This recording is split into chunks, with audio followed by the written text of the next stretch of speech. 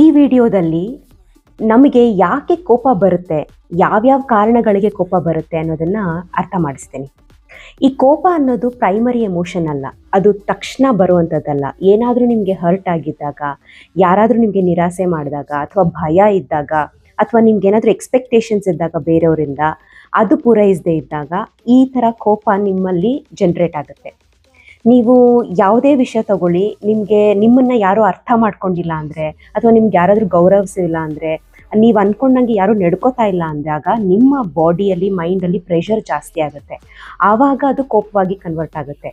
So primary emotions ಬಂದು ಹರ್ಟು ಅಥವಾ ಸ್ಯಾಡ್ನೆಸ್ಸು ಅಥವಾ ಏನೋ ಶೇಮ್ ಆಗಿರ್ಬೋದು, ಗಿಲ್ಟ್ ಆಗಿರ್ಬೋದು, ಈ ಎಲ್ಲ ವಿಷಯಗಳಿಂದ ನಿಮಗೆ ನೆಕ್ಸ್ಟ್ ಎಮೋಷನ್ ಕ್ರಿಯೇಟ್ ಆಗದೆ ಕೋಪ.